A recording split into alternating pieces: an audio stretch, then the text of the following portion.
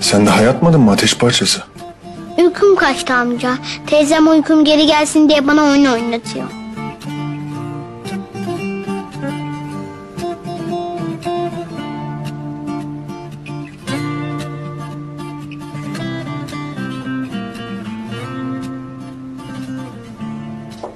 Ne oynuyorsunuz?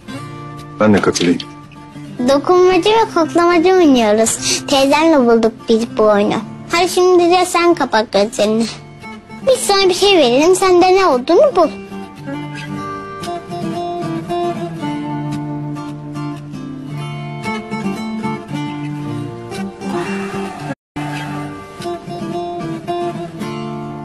Tamam.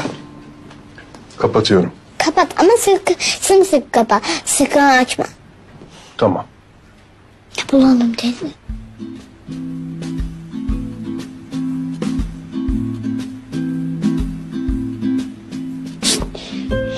Buldum.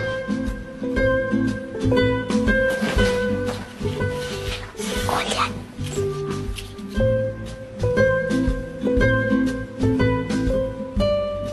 Al bakalım.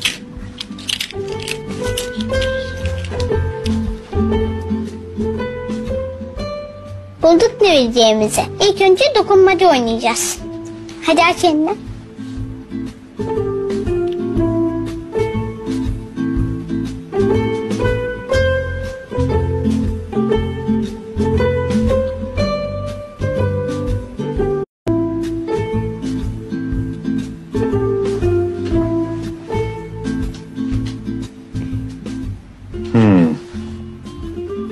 Buldum galiba.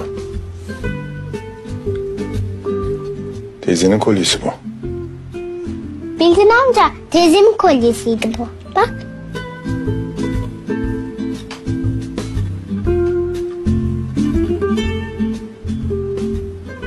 Bir tane de koku bulmaca yapmamız lazım. Yine kapat gözlerini.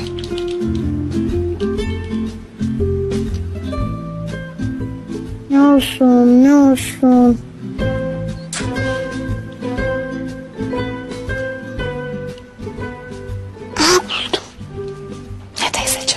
Bu benim en sevdiğim koku. Bakalım amcam bulabilecek mi? Ne buldun bir tane?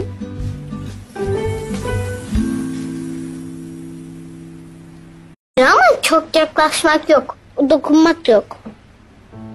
Hoppa.